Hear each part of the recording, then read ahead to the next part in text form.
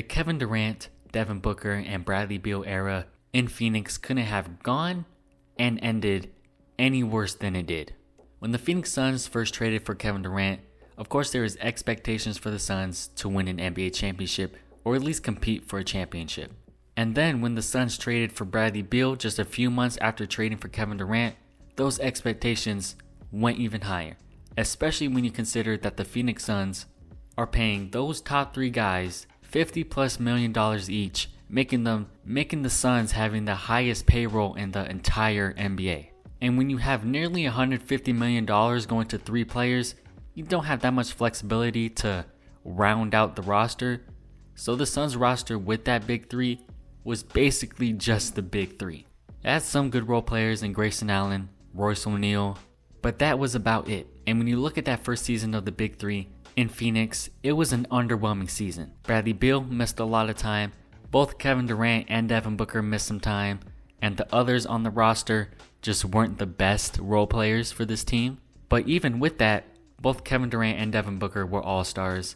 They won nearly 50 games. They went 49-36. And they were able to finish the season as the 6th seed, avoiding the play-in. But then they had that first round series against the Minnesota Timberwolves. And in the season series, the Suns won all 4 of those games against the Timberwolves. And they even blew the Timberwolves out by at least 15+ in each of those games. So going into that first round series, a lot of people had the Suns winning that series.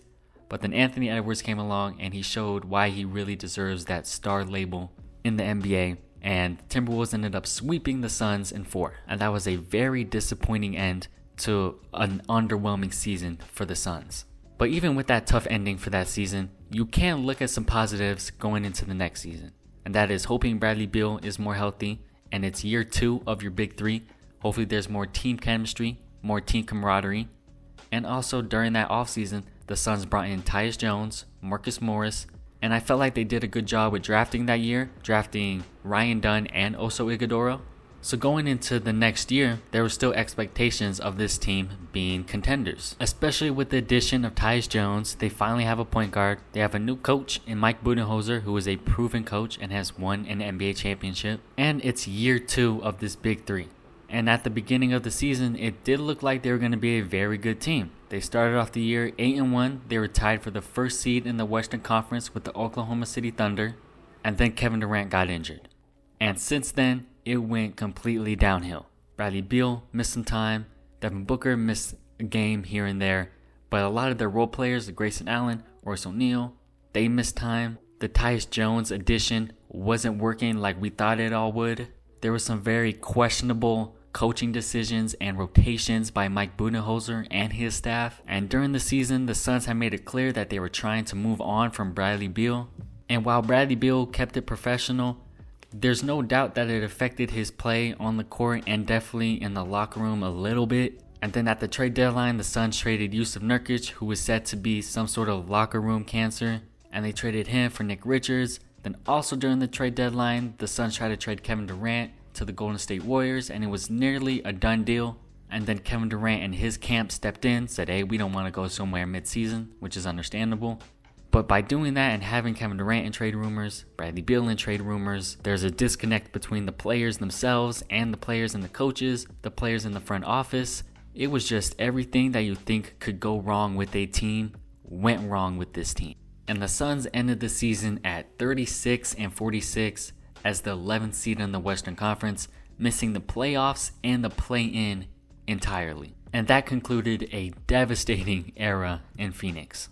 And with a clear motive to move on and do something different with this team, Suns ended up trading Kevin Durant to the Houston Rockets in a crazy, unnecessary, nasty 17 trade that sent Kevin Durant to the Rockets for Jalen Green, Dillon Brooks, couple second-round picks, and the number 10 pick in the NBA draft. And while that trade doesn't jump off the page for the Suns, we do still have to realize Kevin Durant is 36, 37 years old. He does have a massive contract, and he does have these little knick-knack injuries throughout the season. So for the Suns to get back still a young player who can also play for the now in Jalen Green, who did lead just the 2nd seed in the Western Conference in scoring. Also getting back a gritty, hard-nosed defender in Dillon Brooks, which is something that this team desperately needs. get a couple second round picks, and I think most importantly, they got the 10th overall pick in the NBA draft, which ended up being Kaman Malawach.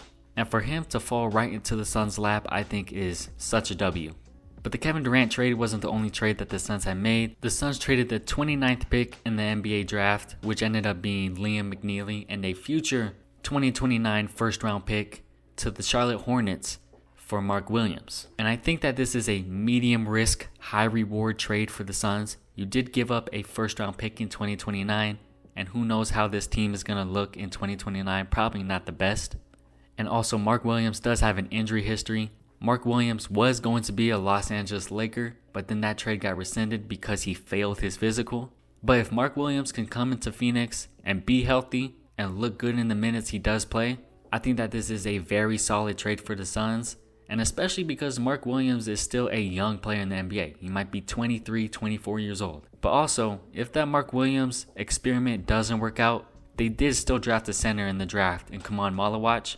And they could just decide to not bring Mark Williams back because he will be a restricted free agent next offseason. And they could just have Malawach step into those minutes and let him learn and let him grow. And then finally, I think with the cherry on top for this Suns offseason is that the Suns and Bradley Beal finally agreed on something. Unfortunately, it wasn't a trade, but they did agree on a buyout.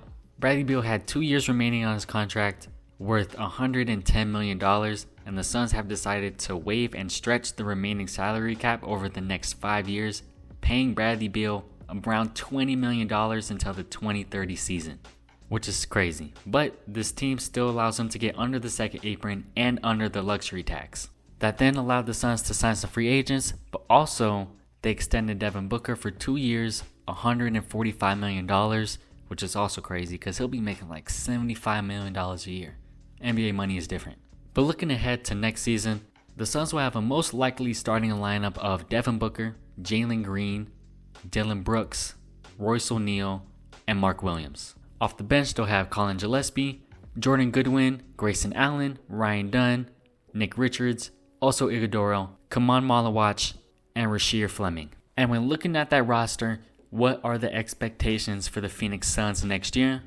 And well, I think we can expect them to not be the best team, especially compared to other teams in a very tough Western Conference.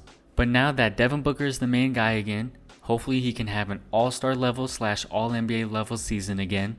Hopefully Jalen Green can take that next step and have a good year, and Mark Williams can stay healthy and he can also have a good year. Their sophomore players like Ryan Dunn and also Iguodala can have a sophomore jump. Dillon Brooks and Royce O'Neal are always going to defend. Grayson Allen is always going to shoot the ball well. Their center rotation in Mark Williams and Nick Richards is an upgrade over Yusuf Nurkic and Mason Plumlee. The backup point guard play is very questionable with Colin Gillespie and Jordan Goodwin. But maybe, just maybe, all they need is a few good minutes from those guys. And there is a possibility that this Suns team can be the first seed in the Western Conference. No, I'm just kidding. But there's a possibility that this team can be a play-in team and maybe even win a play-in game. But I would love to hear what you guys think about the Suns, their roster, and what can we expect from them next year. Can we expect them to be a team that is just going to be downright bad? Or can we expect them to be a bad team that is still trying to be competitive? Let me know your thoughts in the comments down below. But like always, I'm out.